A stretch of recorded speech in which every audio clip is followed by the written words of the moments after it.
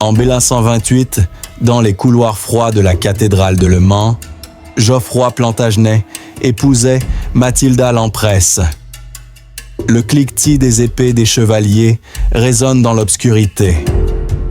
Une odeur de cire fondue et de pierre humide emplit l'air, tandis que la lueur vacillante des chandelles éclaire le visage déterminé de la mariée.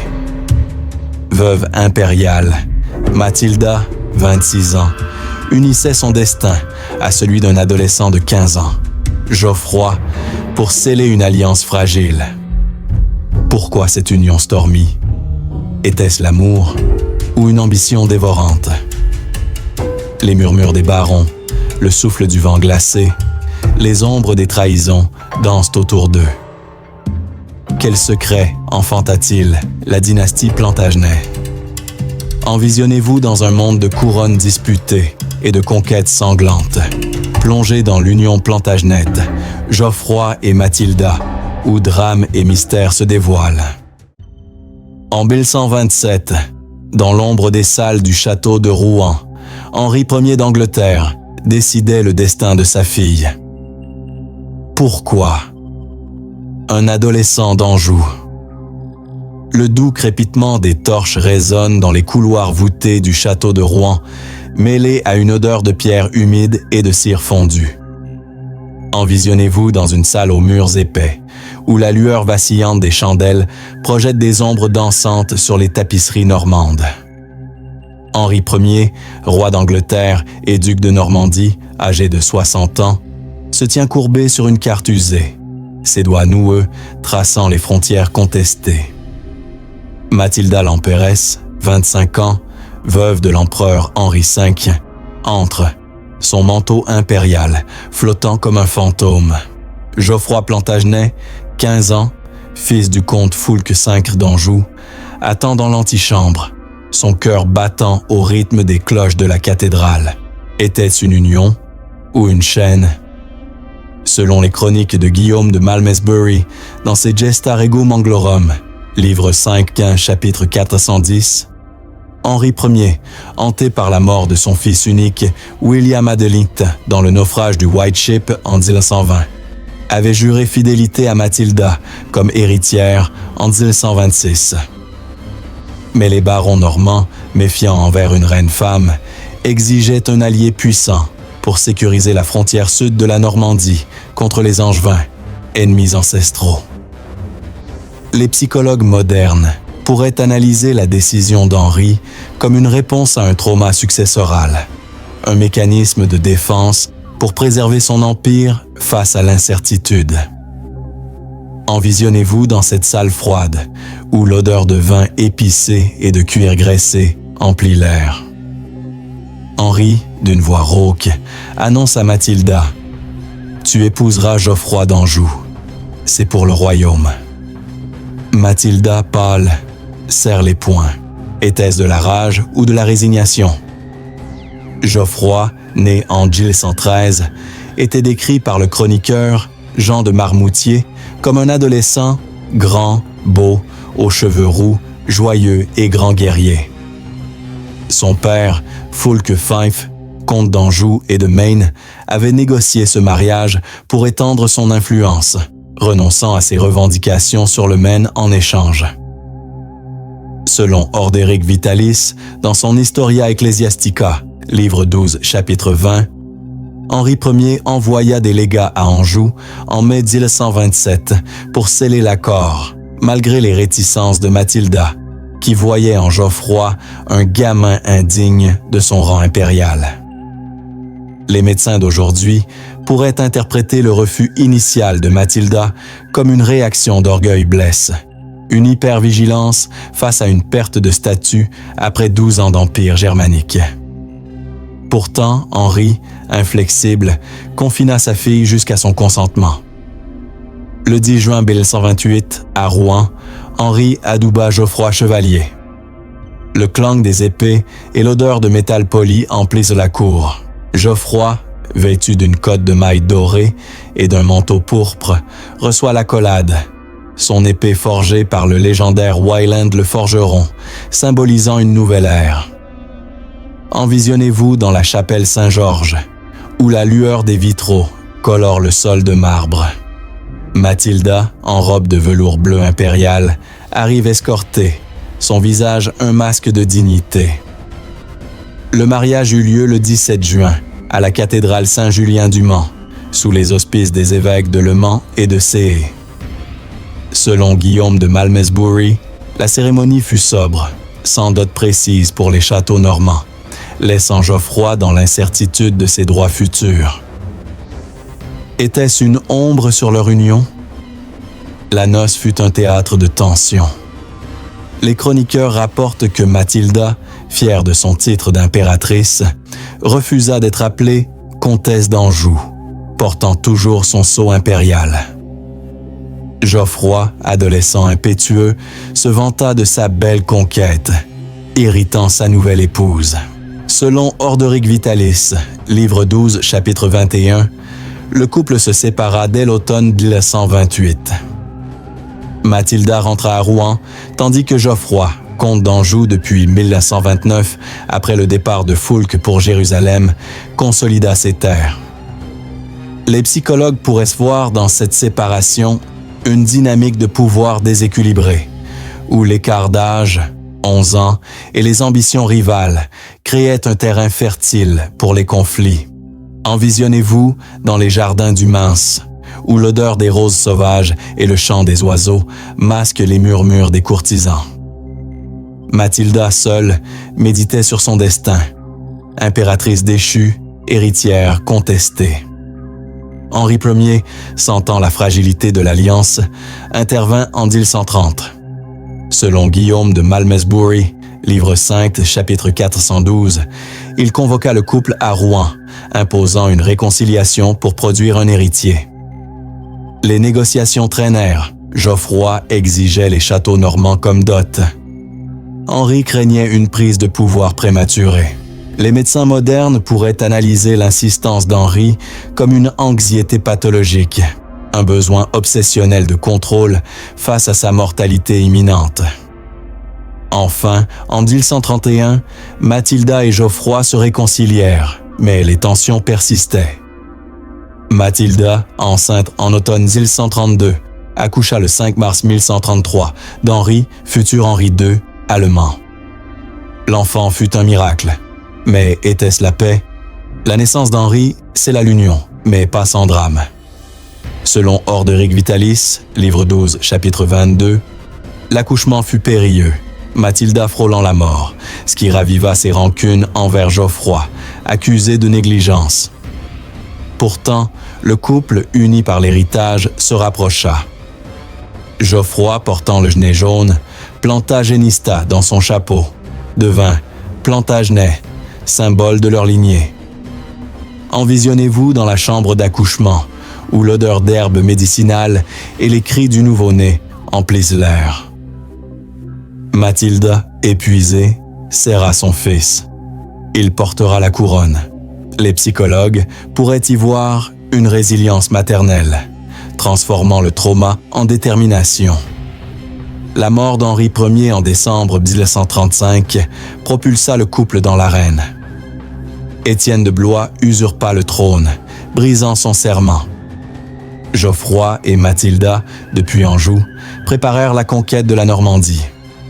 Selon Guillaume de Malmesbury, livre 5, chapitre 418, Geoffroy mena des raids annuels dès 1136, tandis que Mathilda, enceinte de son second fils Geoffroy, né en 1134, gérait les alliances. Était-ce un partenariat équilibré ou une guerre intérieure? Leur relation, décrite comme « stormy mais heureuse » par les chroniqueurs, évoluait vers une complémentarité, l'ambition impériale de Mathilda et la vigueur angevine de Geoffroy. Dans l'ombre d'une mort royale, une conquête sanguine allait-elle forger leur dynastie? Quel rôle jouerait Mathilda? En 1136, dans les remparts de l'Anjou, Geoffroy Plantagenet lanciait son premier raid. Mais Mathilda suivrait-elle? Le hurlement du vent résonne à travers les plaines d'Anjou, mêlé à une odeur de terre labourée et de chevaux en sueur. Envisionnez-vous sur les remparts du château d'Angers en janvier 1136, où la lueur pâle de l'aube illumine les bannières au genêt jaune. Geoffroy Plantagenet, 22 ans, comte d'Anjou et de Maine, harangue ses chevaliers, son épée brandie. Mathilda l'empresse, 34 ans, observe depuis une tour, son manteau impérial claquant au vent.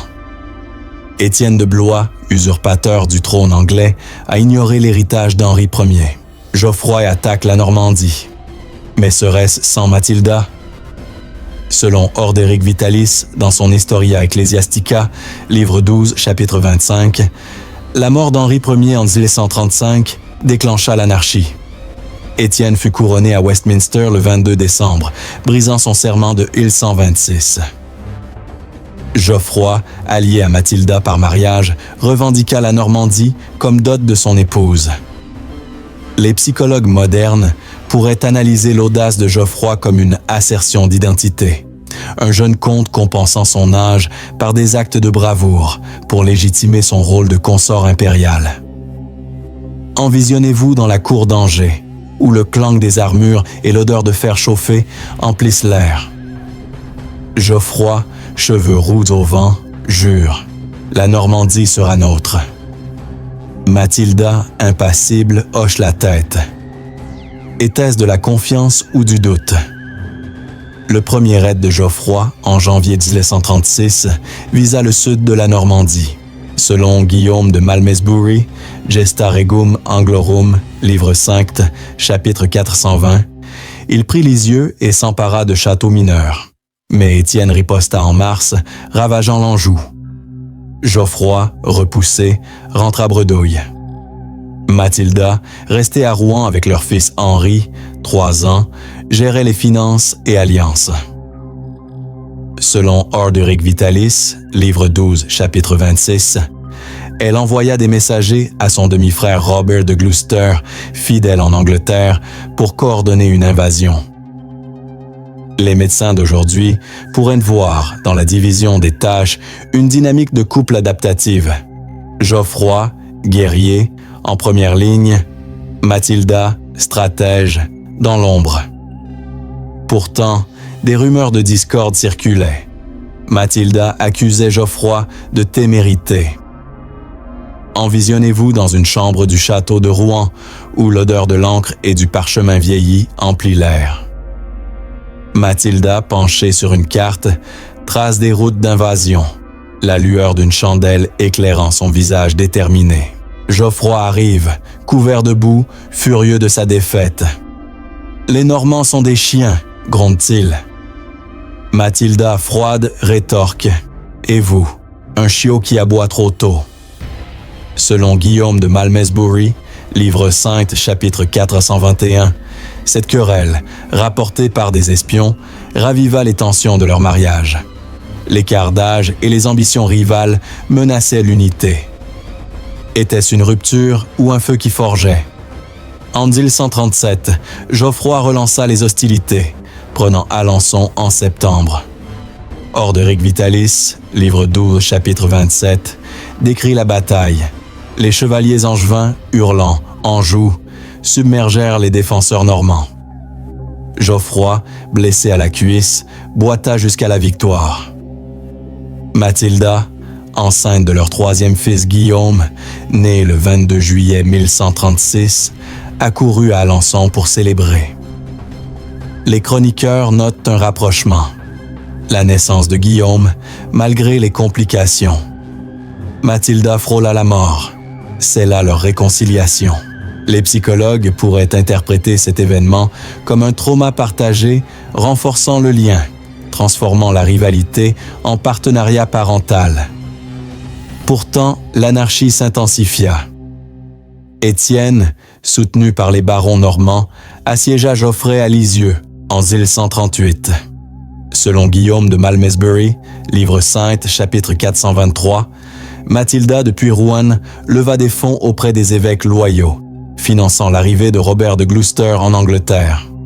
Robert captura Worcester en novembre 1139, capturant Étienne à Lincoln en février 1141. Envisionnez-vous dans la salle du conseil de Rouen, où le bruit des messagers et l'odeur de sang sec emplissent l'air. Mathilda, lisant les dépêches, sourit pour la première fois. Le trône est proche. Geoffroy, à ses côtés, pose une main sur son épaule. Était-ce de l'affection ou du calcul? La victoire fut éphémère. Étienne s'évada et Mathilda, proclamée Domina Anglorum à Winchester en mars 1941, fut assiégée à Londres.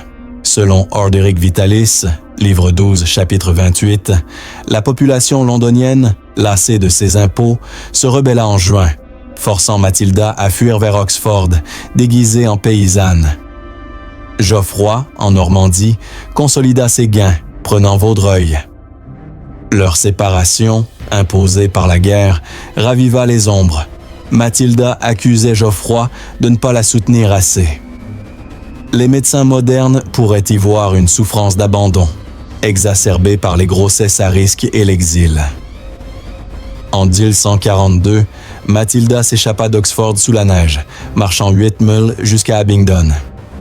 Guillaume de Malmesbury, livre 5, chapitre 425, décrit la fuite, enveloppée de blanc, pour se fondre dans la tempête, escortée par 5 chevaliers. Geoffroy, informé, lança un raid victorieux sur le Maine. Leur fils Henri, 9 ans, fut envoyé en Angleterre pour rallier les barons. Était-ce un enfant soldat ou un héritière formé? Le couple, uni par l'absence, écrivit des lettres codées, renforçant leur alliance. Dans le froid, d'une fuite nocturne, un enfant allait-il changer le destin? Quelle conquête attendait Geoffroy? En 1141, devant les murs de Rouen, Geoffroy Plantagenet jurait de prendre la Normandie. Mais à quel prix pour son mariage? Le bruit sourd des catapultes résonne contre les remparts de Rouen, mêlé à une odeur de poudre et de bois brûlé. Envisionnez-vous au pied des murailles, en janvier 1144, où la lueur des torches illumine les bannières aux léopards normands. Geoffroy Plantagenet, 30 ans, dirige l'assaut final, son aume orné de genêts jaunes scintillant. Mathilda Lampéresse, 39 ans, observe depuis un camp proche, son regard fixé sur la ville. Étienne de Blois, affaibli par l'anarchie, a perdu le contrôle. Geoffroy prend Rouen, mais serait-ce la victoire ou la ruine? Selon Orderic Vitalis, Historia Ecclesiastica, livre 12, chapitre 30. Après la capture d'Étienne à Lincoln en 1141, Geoffroy intensifia ses campagnes normandes. En 1142, il prit Falaise, berceau des ducs normands, symbolisant la chute d'Étienne. Les psychologues modernes pourraient analyser l'obstination de Geoffroy comme une compensation d'infériorité, un conte angevin prouvant sa valeur face à l'héritage impérial de Mathilda. Envisionnez-vous dans le camp militaire, où le clang des épées d'entraînement et l'odeur de ragoût bouillant emplissent l'air. Geoffroy, entouré de chevaliers, motive ses troupes. Rouen sera angevine. Mathilda, à ses côtés, approuve d'un signe. Était-ce de l'union ou de la tolérance? La prise de Rouen le 19 janvier 1144 fut un triomphe. Guillaume de Malmesbury, Gesta Regum Anglorum, livre 5, chapitre 428, rapporte que Geoffroy entra en vainqueur, acclamé par la population lasse de l'anarchie. Il se proclama duc de Normandie par droit de sa femme, sans couronnement formel. Mathilda rejoignit son époux et ensemble, ils installèrent leur cour au château. Selon Orderic Vitalis, livre 12, chapitre 31, cette victoire raviva leur relation. Après des années de séparation, le couple partagea des banquets, Geoffroy offrant à Mathilda un collier de perles normandes. Les médecins d'aujourd'hui pourraient y voir une réconciliation post-traumatique, où le succès commun guérissait les blessures passées. Pourtant, les ombres planaient. Étienne, libéré en échange de Robert de Gloucester en 1141, reprit l'offensive en Angleterre. Mathilda, coincée entre deux fronts, dut choisir. rester en Normandie ou rejoindre son frère. Elle opta pour l'exil stratégique à Devizes, contrôlant l'ouest anglais. Geoffroy, seul en Normandie, consolida son duché, réformant les lois et taxant les barons. Selon Guillaume de Malmesbury, livre 5, chapitre 429, il imposa le coutumier angevin, irritant les Normands traditionalistes. Était-ce de l'innovation ou de l'arrogance? Les psychologues pourraient interpréter cela comme une hypercompensation, Geoffroy affirmant son autorité pour égaler Mathilda. En 1145, un second fils, Guillaume, renforça l'alliance. Né en 1136, il symbolisait la fertilité du couple. Orderic Vitalis, livre 12, chapitre 32, décrit une fête à Rouen, troubadour chantant l'union angevine-normande, l'odeur de rôti et de vin épicé emplissant la grande salle. Mathilda, revenue brièvement, dansa avec Geoffroy, un rare moment de tendresse. Pourtant, des rumeurs de discorde persistaient. Mathilda reprochait à Geoffroy de privilégier Anjou. Envisionnez-vous dans la grande salle, où la lueur des lustres projette des reflets dorés. Geoffroy, un genet à la ceinture, lève son gobelet. À notre empire! Mathilda sourit, mais ses yeux trahissent l'ambition. Était-ce de l'amour ou un pacte fragile? L'anarchie culmina en 1147 avec la mort de Robert de Gloucester, pilier de Mathilda. Selon Guillaume de Malmesbury, livre 5, chapitre 430, elle, veuve de fait de son frère, se tourna vers son fils Henri, 14 ans, envoyé en Angleterre pour rallier les barons. Geoffroy, en Normandie, lança des raids sur le Maine, prenant le Mans en 1148. Les chroniqueurs rapportent une victoire éclatante. Geoffroy, blessé, boita jusqu'au triomphe. Mathilda, depuis Devizes, finança l'opération. Les médecins modernes pourraient voir dans leur collaboration une évolution matrimoniale, passant de la rivalité à la complémentarité, forgée par les épreuves. Pourtant, Étienne contre-attaqua, assiégeant Mathilda à Oxford en 1142. Elle s'échappa en décembre, vêtue de blanc dans la neige. Orderic Vitalis, livre 12, chapitre 33, narre la fuite, 8000 à pied, escortés par 5 fidèles. Geoffroy, informé, intensifia ses efforts normands. Leur séparation, imposée par la mère, fut comblée par des lettres. Mathilda conseillait la prudence. Geoffroy promettait la gloire. Était-ce une intimité épistolaire ou une diplomatie froide?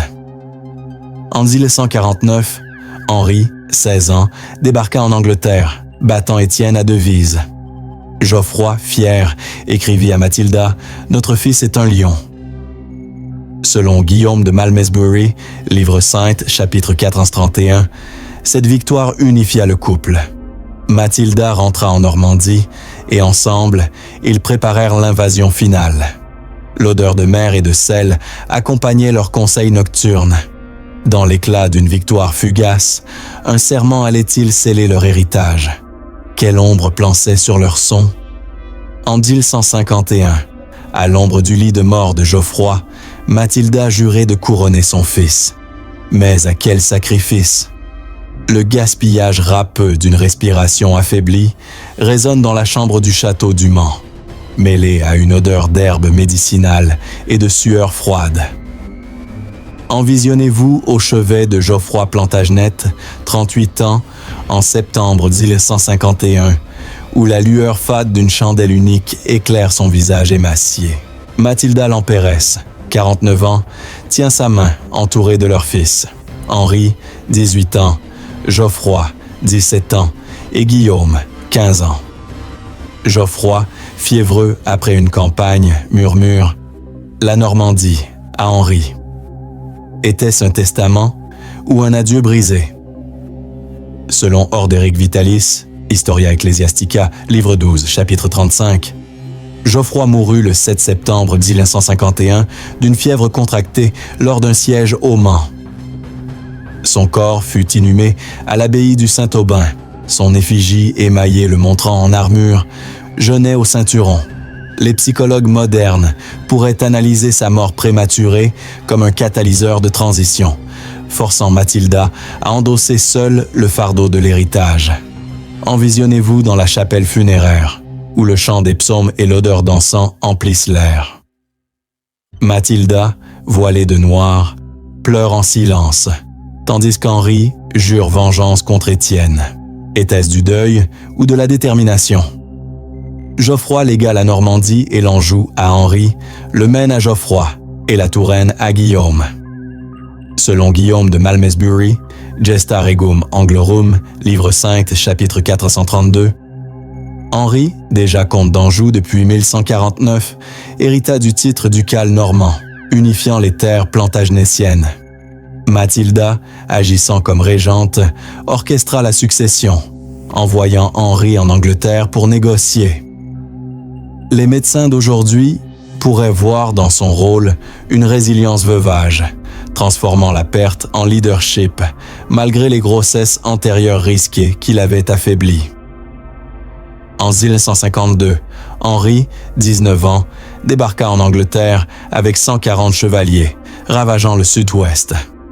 Selon Orderic Vitalis, livre 12, chapitre 36, il prit Wallingford, forçant Étienne à la table des négociations.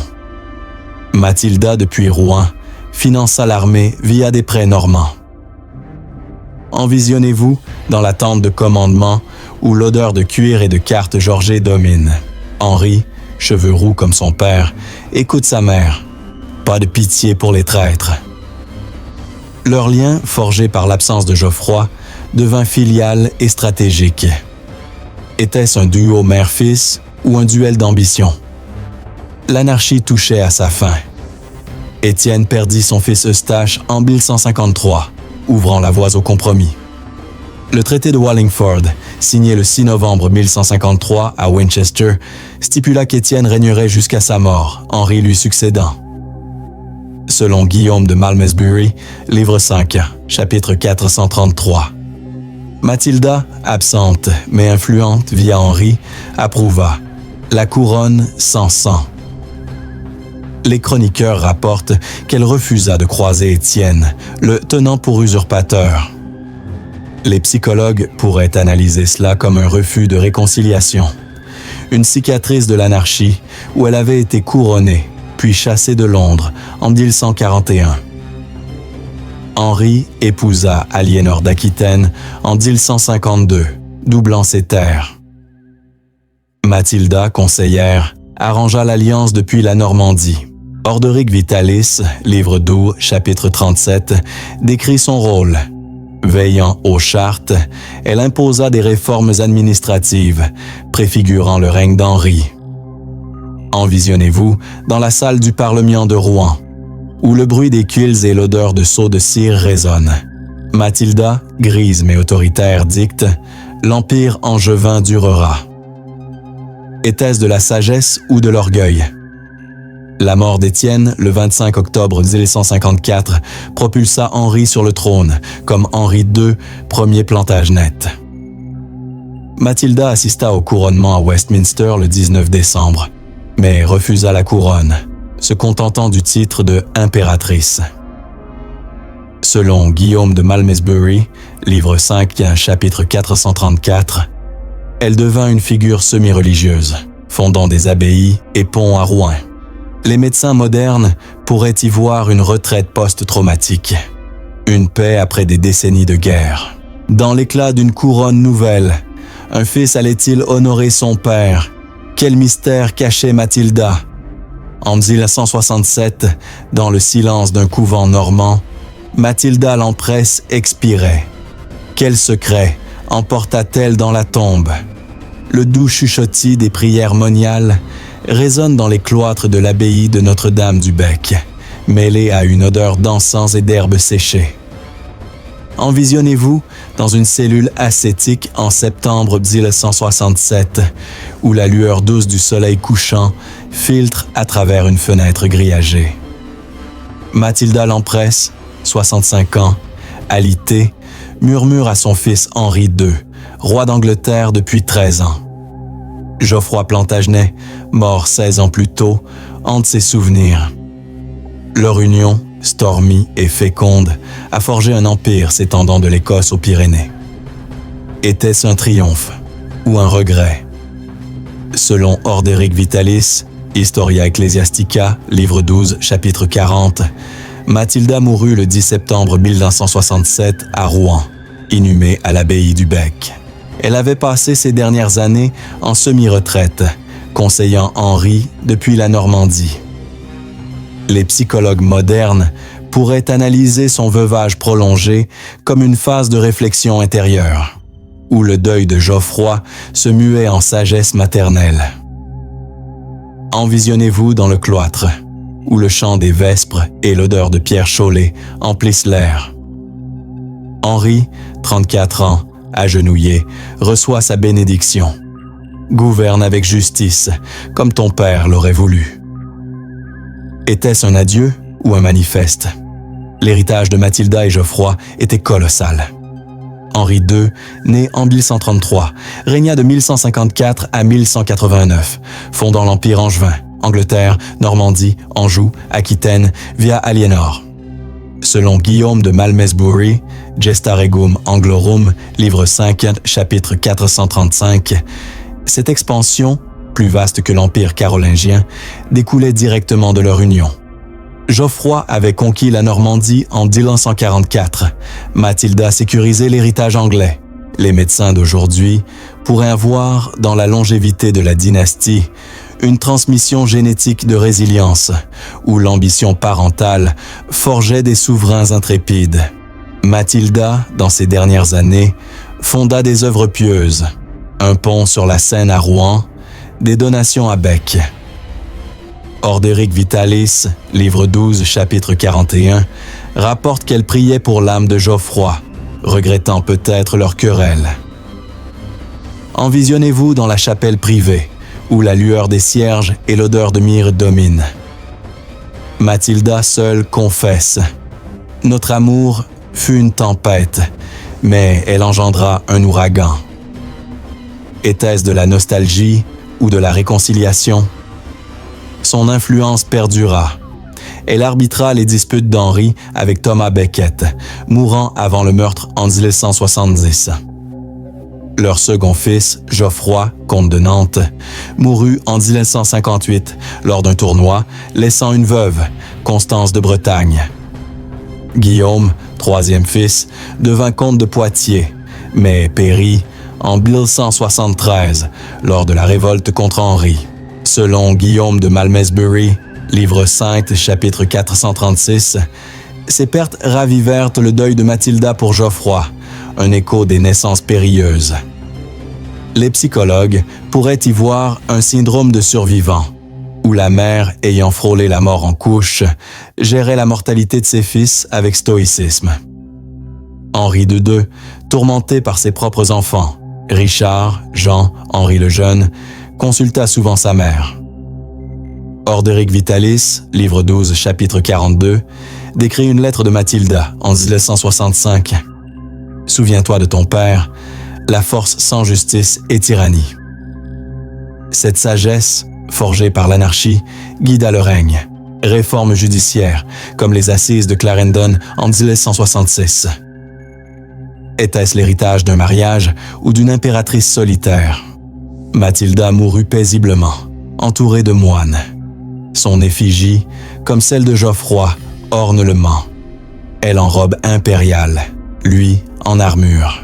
Selon Guillaume de Malmesbury, livre 5, chapitre 437, leur tombeau symbolise l'union qui changea l'histoire. Des Plantagenets régnèrent jusqu'en 1485, 14 rois marquant l'Angleterre. Les chroniqueurs louent leur résilience. Un mariage forcé, devenu légende. Un parchemin oublié, découvert en 1789 dans les archives de Rouen, série G, carton 45, révélait une lettre de Mathilda à Geoffroy. Notre union fut une guerre, mais elle conquiert des royaumes. Si ce récit vous a captivé, découvrez d'autres mystères historiques en vous abonnant et en partageant vos réflexions.